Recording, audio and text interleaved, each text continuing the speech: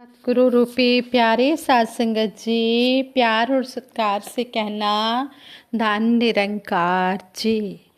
सतगुरु माता जी की असीम कृपा हम सब पर हो रही है और सच्चे पातशाह इसी तरह आप जी की असीम कृपा होती रहे, यही आप जी के चरणों में अरदास है। और आप जी का सतगुरु माता जी हम शुक्राना करते हैं और शुक्राना करते हुए दासी ये विचार साध संगत माँ के चरणों में रखने जा रही है। साध संगत जी ये विचार करते हुए दासी से कई भूले भी होंगे, गलतियाँ होंगी। आप जी उन भूलों गलतियों के लिए दासी को क्षमा करना। दासी उन गलतियों के लिए आप जी के चरणों से क्षमा प्रार्थी है। साध संगत जी कहते हैं, एक नेत्र विहीन इंसान प्रभु जीसस क्राइस्ट के पास किसी तरह पहुंच गया और विनती करने लगा, आप मेरी आंखों पर हाथ रख दो, मैं देखने लगूंगा। जीसस क्राइस्ट ने कहा, मेरे में शक्ति नहीं। लेकिन उस नेत्र विहीन इंसान ने बार बार प्रार्थना की तो प्रभु जी ने उसकी आंखों पर हाथ रख दिया। उसकी आंखों में रोशनी आ गई और वह इंसान देखने लगा। फिर उस इंसान ने कहा, सच्चे पातशाह आपकी मेहर ए नज़र से मैं देखने लगा हूँ। हजूर ने जवाब दिया, मेरे में कुछ भी नहीं है, यह तो तुम्हारे विश्वास का ही चमत्कार है। गुरमत में पहला पाठ है, एक ने कही दूजे ने मानी, कहो नानक दोनों ब्रह्म ज्ञानी। दीन दयाल प्रभु परमात्मा ने दिल में बसेरा पाने का महामंत्र हमें सहज ही बता दिया है। तू ही निरंकार, मैं तेरी शरण हाँ, मैनू बख्श लो। जब हम ये सिमरन करते हैं तो सारे कारज अपने आप रास होते चले जाते हैं। महात्मा श्री तुलसीदास जी महाराज की रचित चौपाई को भी महात्मा जन अक्सर कहकर हमें जगाने का ही यत्न करते हैं। गुरु के वचन प्रतीति न जेहि, सपने हूँ सुगम ना सुख सिद्धि तेहि। निरंकार हरे दातार की जानकारी के बाद मन में आनंद आने लगता है। उस समय पता चलता है कि बचपन की वह प्रार्थना स्वीकार हो गई है। हे प्रभु आनंद दाता, ज्ञान हमको दीजिए। सतगुरु बाबा जी भी हमें ये शाश्वत आनंद का ज्ञान देते रहे और हमने इस पर यकीन किया है, तभी हम सुख पा रहे हैं, आनंद पा रहे हैं। आज सतगुरु माता सुदीक्षा जी महाराज भी यही ब्रह्म ज्ञान सारे विश्व में बांट रहे हैं। साध संगत जी, संत निरंकारी मंडल के प्रथम प्रधान लाभ सिंह जी अक्सर कहते थे कि आपको जब बोलने का अवसर प्राप्त हो तो आप अपनी बीती बात ही बताएं, अपने जीवन की घटना ही सुनाएं। गरीब नवाज के चरणों में आने से पहले आपका जीवन कैसा था और अब क्या परिवर्तन आया है। आज सुनहरा अवसर हमें मिला हुआ है। इस सतगुरु निरंकार ने हम में इस असीम ताकत का, हमें सतगुरु सच्चे पातशाह ने इस असीम ताकत का एहसास भी करवाया है। फिर भी नाचिज डुलायमान हो जाता है, मुर्दे को भी देता है लकड़ी कपड़ा आग। हम जिंदे चिंता क्यों करें, ये हमारे दुर्भाग्य। अगर हम सतगुरु निरंकार की शरण में आने के बाद भी चिंता करते हैं तो फिर ये हमारे दुर्भाग्य ही हैं कि हमें ऐसा प्यारा सतगुरु निरंकार मिला है जिससे ऊपर कोई शक्ति है ही नहीं। अगर फिर भी हम खुद ही चिंता कर रहे हैं तो ये हमारे बड़े ही मंदभागे हैं। हमने सतगुरु के आगे अपने आप को समर्पित कर देना है, फिर देखो कैसे कार्य भी रास होते हैं। विश्वास भी लाना है और हमने समर्पण भी होना है, श्रद्धा भी रखनी है। एक महात्मा अपने जीवन के बारे में बता रहे थे। कहते हैं दास का तो ज्ञान वाला जन्म ही नहीं होता यदि संतों महात्माओं की कृपा ना होती। कहते हैं हर सप्ताह नए नए भजनों की रचना हो जाती थी। दास उन्हें ही संगतों में बोलता था। उस जमाने में प्यार की बरसात हुआ करती थी सत्संग में। हमारे जैसा मूर्ख भी गीतकार बन गया। नीचो ऊंच करे मेरा गोविंद, काहू ते ना डरे। कहते हैं कि जो अपने आप को नम्रता में होकर चलता है वही सबसे ऊंचा होता है। और हम जैसे नीच इंसान को मेरे सतगुरु सच्चे पातशाह ने कैसे ऊंचा कर दिया है। ये किसी से भी नहीं डरता। ये जिससे भी जो चाहे करवा सकता है। कहते हैं सतगुरु चाहे हर बंदे तो हर एक काम करवा सकता है। पिंगले तो पर्वत पार करा, गूंगे तो राग गवा सकता है। सतगुरु दीजे रहमत हो जाए, पलट जान तकदीरां भी। एक एक करके नस्तियां जावन, मनमतियां तदबीरां भी। सतगुरु की शरण में जो आ जाता है ये सतगुरु सारे काम करवा लेता है। ये मालिक है, ये समर्थ है, ये अंतर्यामी है, ये घट घट वासी है। जो भी इसके दर पर नम्रता से रहता है ये सच्चा पातशाह उसको अपने गले से भी लगाता है और उसको पूजनीय भी बना देता है। इसको किसी का क्या डर है, ये मालिक है, ये परमपिता परमात्मा है, ये निरंकार है, ये सारी सृष्टि का रचिता है। इसने सारी सृष्टि बनाई है, सारी सृष्टि का ये मालिक है। इसलिए जो चाहे ये कर सकता है। इसकी अपनी खेड है, अपने खेल निराले हैं। कहते हैं कि फिर महात्मा बता रहे थे। कहते हैं दास पश्चिम बंगाल में टीटागढ़ के एक जूट मिल में काम करता था। कुएं के मेंढक की दुनिया बहुत छोटी होती है। मन में ख्याल आते थे कोई गुरुदेव है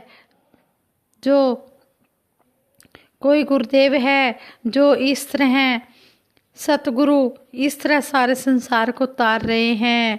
तो कहते हैं कि महात्मा जन अपने किराए से दास को प्रेरणा देकर दिल्ली सत्संग संत समागम में ले गए।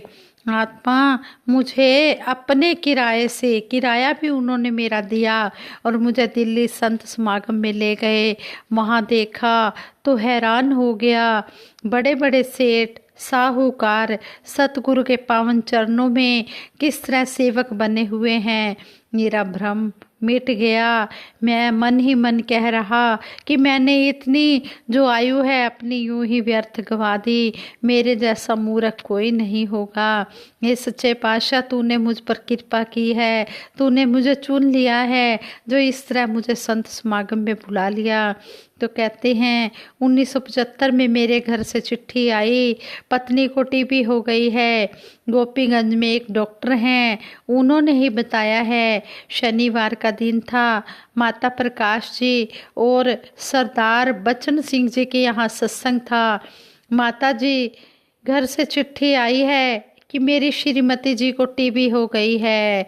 मैंने माता जी को जाकर बोला, उनके घर जब सत्संग में गया कि माता जी घर से चिट्ठी आई है, मेरी पत्नी को टीबी हो गई है।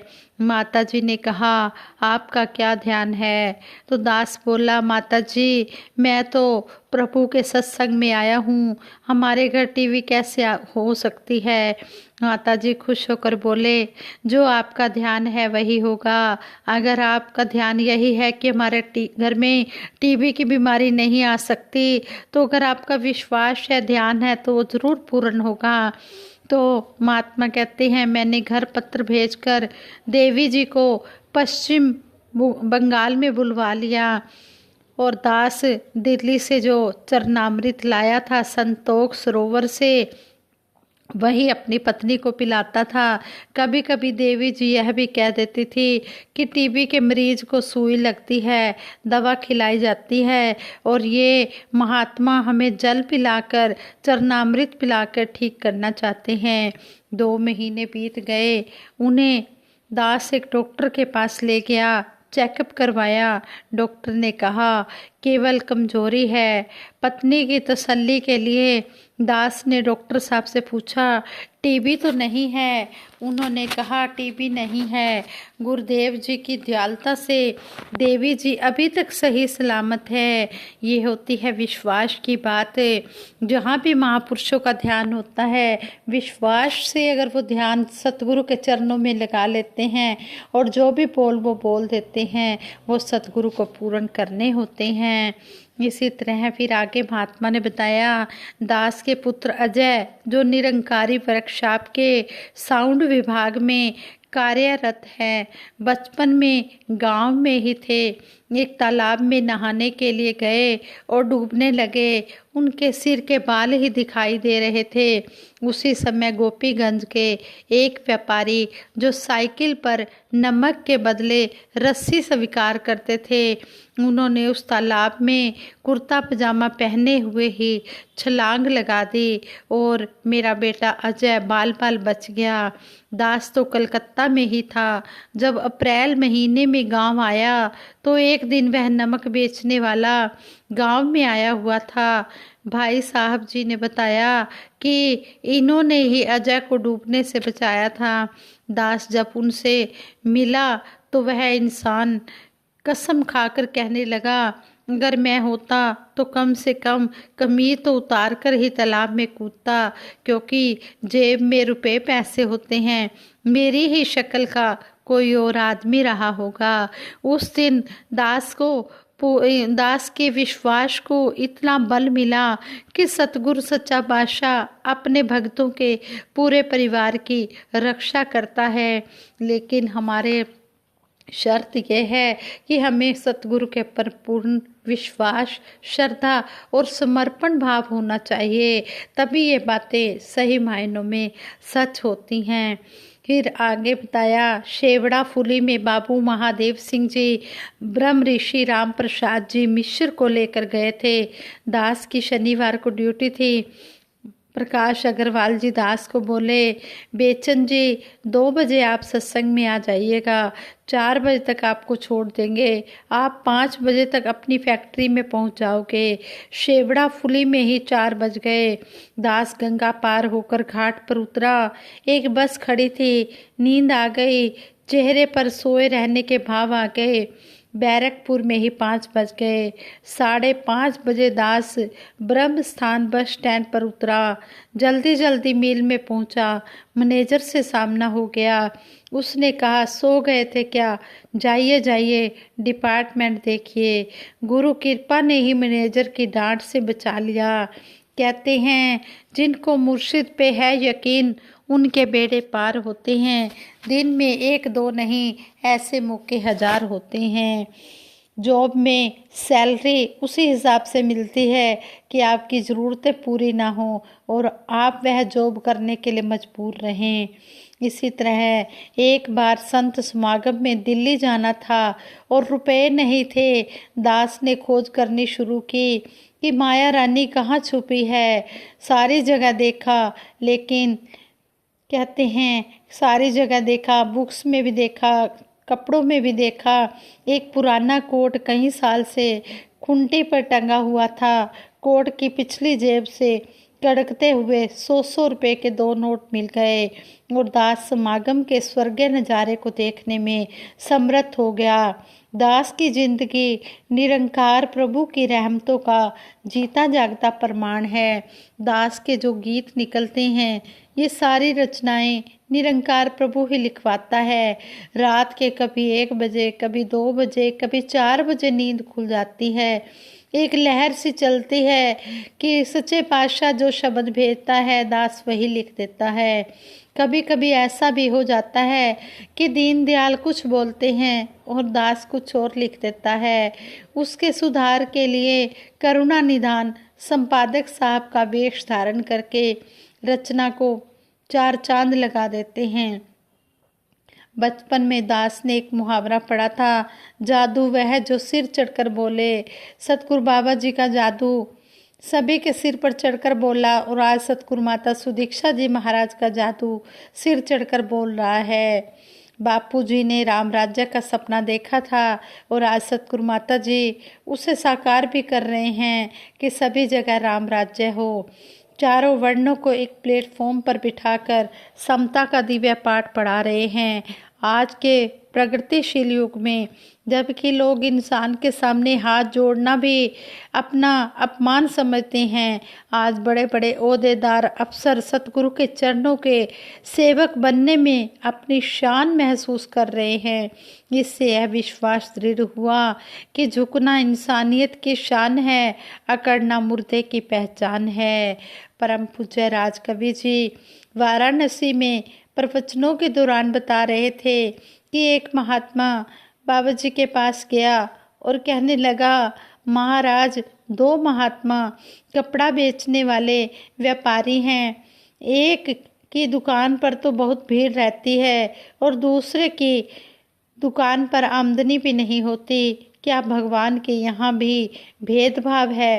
तो आगे से महात्मा ने उत्तर दिया, जिस महात्मा की दुकान पर जो सतगुरु स्वरूप महात्मा स्टेज पर बैठे थे उनसे ये क्वेश्चन किया गया तो उन्होंने सतगुरु बाबा जी का ध्यान लगाते हुए, इस निरंकार का ध्यान लगाते हुए कहा कि जिस महात्मा की दुकान पर कस्टमर नहीं जाते उससे जाकर कहो, आज विचार में आया है पूर्ण सतगुरु सुई के छेद में से हाथी को निकाल देता है।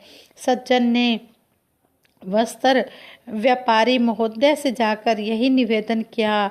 व्यापारी ने कहा, सब झूठी बातें हैं, हाथी कैसे निकल पाएगा? महात्मा ने महाराज जी से उस वस्त्र व्यवसायी की मनोदशा के बारे में बता दिया। फिर महात्मा बोले, अब उस महात्मा के सामने यही निवेदन करो जिसके यहाँ कस्टमर्स की भीड़ लगी रहती है। उस वस्त्र व्यवसायी के आगे भी यही बात की गई कि पूर्ण सतगुरु सुई के छेद में से हाथी निकाल देता है। तो आगे से उस वस्त्र व्यवसायी ने हाथ जोड़कर महात्मा को जवाब दिया, महाराज, पूर्ण सतगुरु सुई के छेद में से हाथी क्या, आज पूरी दुनिया को निकाल रहा है। संत निरंकारी मिशन के पुराने प्रचारक श्री P.L. बजाज जी अब शरीर रूप में तो नहीं हैं, परंतु प्रेरणा रूप में हमारे दिलों में निवास कर रहे हैं। विश्वास के बारे में दास उनके द्वारा बताई गई एक घटना आप जी के चरणों में रखने जा रहा है। कहते हैं कि उनके परिवार के किसी छोटे बालक का अपहरण कर लिया गया। बहुत ढूंढा लेकिन बच्चे का पता नहीं चला। कई दिन गुजर गए। एक दिन एक महात्मा बजाज साहब से मिले और उनसे विनय भरे स्वर में कहा, आपने इस घटना के बारे में सतगुरु से निवेदन नहीं किया? परम आदरणीय बजाज साहब ने कहा, महाराज, हमारे विश्वास को डुलायमान मत कीजिए। क्या दीनदयाल अंतर्यामी को हमें बताना पड़ेगा? विश्वास के द्वार पर जब भगत की हल्की थपकी लगी, दूसरे ही दिन बालक ठीक ठाक अपने घर वापस आ गया। युग पुरुष शहंशाह बाबा अवतार सिंह जी महाराज भी हमें यही आदेश दे रहे हैं, करनी सुन के अखी वेखो, फिर इसते इतबार करो, करनी दे नाल कहनी तुल जाए, जीवन नू इकसार करो, पक्कियां दे नाल मिल के बैठो, कच्चियां दे विच मिलो ना, लोकी लक भुलेखे पावन, अपनी था तो हिलो ना, सोचो समझो तां गल मनो, मन के ते फिर डोलो ना, कहे अवतार सच नू पाके, फिर गंदगी फोलो ना। महापुरुषों, संतों, आपका यदि सतगुरु संगत और निरंकार के साथ सच्चा प्यार है तो किसी के जंतर मंत्र को देखकर कभी भी घबराया ना करो। यदि कोई कह दे कि मैं तुम्हें भस्म कर दूंगा तो उसे तुरंत जवाब दो कि लो मैं बैठा हूँ। ये बात दासी नहीं कह रही, ये शहंशाह बाबा अवतार सिंह जी महाराज हमारे विश्वास को पक्का करने के लिए कह रहे हैं कि उसी समय उसे कहो कि मुझे भस्म करके दिखा। उस समय यही कहना है, तू ही निरंकार, मैं तेरी शरण हाँ, मैनू बख्श लो। यदि आपका विश्वास इस निरंकार पर अटूट है तो तंत्र मंत्र कोई भी चीज़ आपका बाल भी बांका नहीं कर सकती। सच्चे पातशाह, जो हम ये विश्वास से भरे हुए शब्द सुनते हैं, इनको हम अपने कर्म रूप में ढाल पाएं, यही आशीर्वाद देना। विश्वास गुरु पर आ जाए जिसको, वो है रब से दूर नहीं। विश्वास नहीं जिस सतगुरु पे, वो ईश्वर को मंजूर नहीं। दामन को मेरे सतगुरु जी विश्वास की दौलत से भर दो। अनमोल जतन यह दौलत है, इसे पाकर कोई मजबूर नहीं। ये अनमोल दौलत हमें सतगुरु ने दी है। करो कृपा कि इस दौलत की संभाल करनी हमें आ जाए, इसकी हम कदर करते चले जाएं। जैसा सतगुरु सुनिंदा तैसो ही मैं डीठ। जैसा सतगुरु हमने सुना है वैसा ही हमने देखा है। सतगुरु खुद कर्म करके हमें बता रहे हैं कि इस तरह हमने कर्म करने हैं। जो हमने सतगुरु के बताए रास्ते पर चलकर अपना भी लोक सुखी करना है, पर लोक सुहेला करना है, और इन वचनों पर चलकर फिर दूसरों को भी इन वचनों पर चलने की प्रेरणा देनी है। जिस तरह हम सुखी हुए हैं, इसी तरह सारा जगत सुखी हो जाए, यही सतगुरु के चरणों में मांगते हैं। डोलते राखो प्रभु देकर अपना हाथ। सच्चे पातशाह, हमें डोलने से बचा लेना। ये मन बड़ा चंचल है, ये किसी भी समय डुलायमान हो जाता है, लेकिन डोलने से आपने ही बचाना है। अपना मेहर भरा हाथ सारे संसार के ऊपर रखना, मेहर भरी नज़र रखना, यही आशीर्वाद दासी मांगती है। और सबके सुखों की कामना के लिए दासी सिमरन करवाएगी। सभी ने मिलकर साथ देना है। और ये विचार करते हुए दासी से कई गलतियां हुई होंगी, उनके लिए भी दासी आप जी के चरणों से क्षमा प्रार्थी है। सबके भले की कामना के लिए सिमरन करें जी।